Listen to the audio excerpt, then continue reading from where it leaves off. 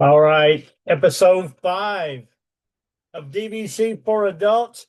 I want to share something with you as far as the progress goes. What I envisioned was this being a more of a YouTube channel, but it's actually taken off more on the podcast audio only side. So I will continue to tell everyone that you're welcome to do it either way. I will try to explain it in sufficient detail so that those are you that are doing it non-video can still understand what I'm talking about. And those of you that are video can see all the graphics. I've pulled up some things. While I am talking, I'm going to click share to go to share on my screen because today I think we have an interesting topic, maybe a Disney topic that you've never heard before. Can't imagine that anybody's really talked much about this. You all know that I am an Animal Kingdom Lodge Kidani Village fan. That's where we go most often. We own at Hilton Head and we own at Riviera, but we go to Kidani more than any other. If you just look for most popular DVC places, Animal Kingdom Lodge is almost always at the top. You're going to find some where it's not. Riviera is close up there right now. If you are considering purchasing, or if you're just considering staying, renting some points and checking this out, those of you that are looking at the video, you can see what I've got pulled up right now because that's what we're going to talk about today. We're going to talk about distance between resorts, DVC resorts. The conversation could include any resort, but we're going to talk about how the distance between resorts and theme parks is a little bit overrated because I've heard so many people say, I would never stay at, and that's not true, not so many people, but I have heard some people say, the reason I would never stay in Animal Kingdom Lodge is that it is so far away from the Magic Kingdom. Well, let's analyze that a little bit. And while geographically that may be true, let's talk about it. You can see on this screen that I've got pulled up, and I'll try to be specific. Kidani Village is served by Disney buses to all theme parks and Disney Springs. They generally are arriving around every 15 to 20 minutes. Buses will pick up at Kidani first and then stop at Jumbo House. So they do stop at both locations, and then the return trip drops off at Kidani first because Kidani is always first. Kidani and the actual Animal Kingdom Lodge, which they call Jumbo, some people call Jumbo, they have a shuttle that goes between each one of them that you can also use, but it's only a 10-minute walk. When I'm eating at Boma, I walk over there from Kidani, and it's actually a very pleasant walk. But here's what I'm going to discuss now, 15 to 20 minutes, okay? So you've got a screen on in your app that will tell you exactly when that bus is going to arrive. So the theory is you could walk down there right now, and the most you would have to wait for a bus is 20 minutes. But if you look on your app or on the screens that are at the bus stations, it will tell you exactly how, and it knows exactly how long it will be until that bus pulls into that slot. You could stay in your room to the very last moment. I have never been to Kidani where I haven't gotten on a bus that pulled in. Some are crowded, some are not. Depends on what time of the day you're going, where you're going. But it will be about a 15 to 20-minute stop before it gets all the way to Magic Kingdom. All right. So you think that sounds like a long grand scheme of things, 15 to 20 minutes. Now, what does it say about? Let's just use the Polynesian. The Polynesian, I like staying occasionally at one of the monorail resorts too, because the monorail is just cool. So the ride from Polynesian to the Magic Kingdom, as you might expect, is about 5 minutes. You could walk it if you wanted to. I would recommend walking mainly from Contemporary and Grand Floridian.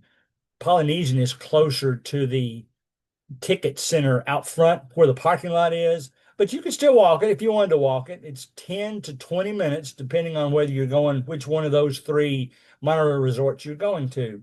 But I monorail hop from time to time. I think it's fun. I think it's fun to get over there however you want to. I usually take a bus to the Magic Kingdom and then walk over the Contemporary, get on the monorail there and ride the loop, and I'll stop at every hotel. Here's what I've noticed.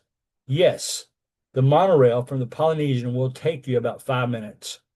But every time I'm there, this is the only slant. The Polynesian is a beautiful resort, but I wouldn't buy there because now I love the tower. I love the new tower. Some people don't. I do. I think it's the best part of the Polynesian now.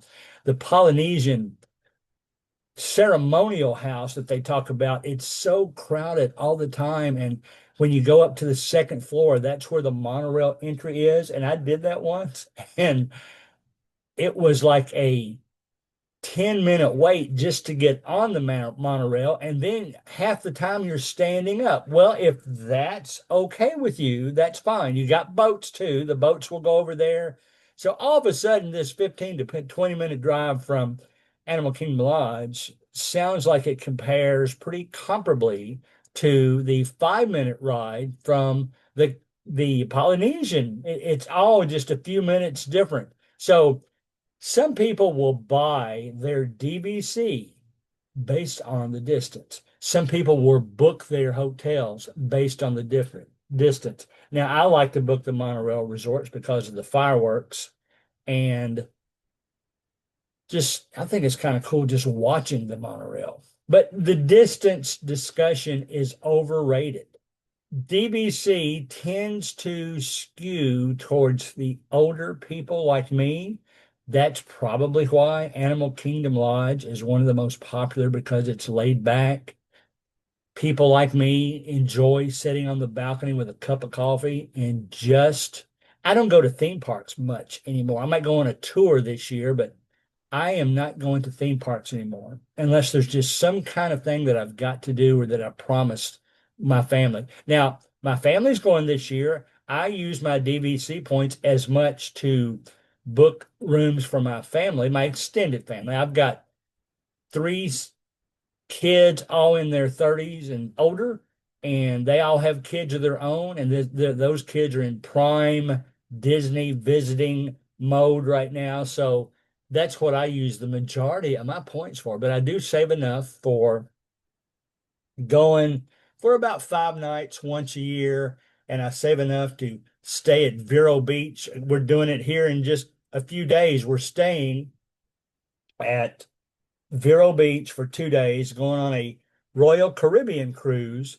out of Miami, and then we're coming back to Vero Beach another day. And the reason we're doing it that way is we fly Allegiant, and Allegiant from our area doesn't fly every day. So you're subject to the days that they fly down there. So that's why we own where we do. That's why I think the transportation discussion is overrated.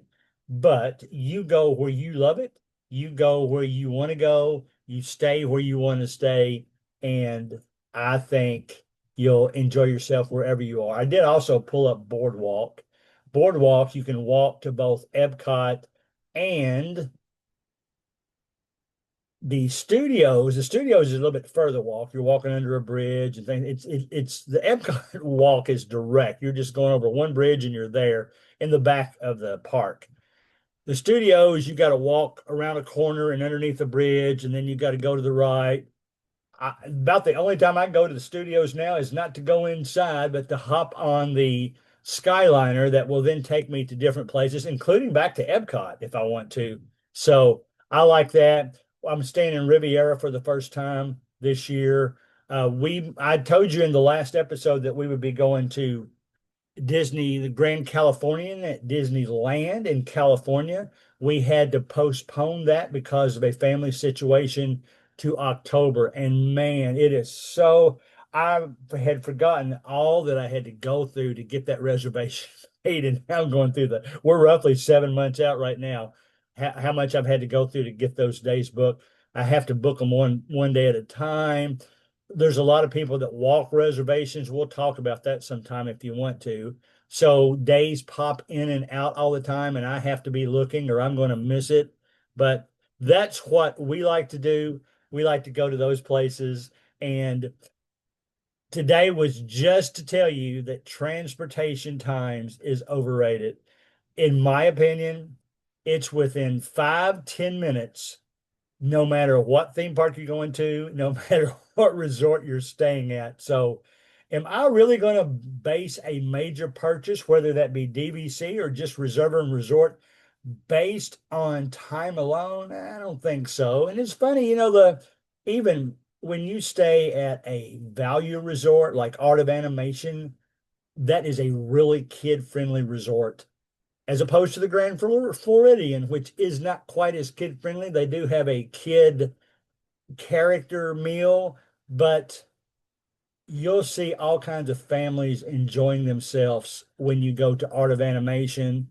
And it is very, especially for the money, it is very kid friendly too. So if you're still on the fence about DVC and location is one of the things you're looking at, that's how I feel about it. Don't really base your purchase decision on the location alone, but look at it from every perspective you can think of. Regardless of where you go, it is not going to be a bad decision. Saratoga Springs right now probably has the best combination of price slash annual dues, but it's not that close to a theme park. It's right next door to Disney Springs, if that's your thing. Congress Park section of Saratoga Springs is where I stayed once, and I think I mentioned this before. I could walk around the corner, get a meal, and be back in 15 minutes without any problem. So, a lot to think about, but transportation to me is, would that be overrated or underrated? Transportation is not that big a deal, regardless of where you stay. Okay. So that's it for this month. We'll see you. I guess, what are we in March? March is one of my favorite months because it's my birthday month. It is college basketball month. I am going to the SEC tournament next week in Nashville, and I always enjoy the NCAA when it comes out. If Kentucky overachieves this year, I'll go to some of those games. But y'all enjoy your March. Hopefully, we've rounded the corner from all the ice storms most of us have had, and we're on our way to sunshine. So, see you on the next show.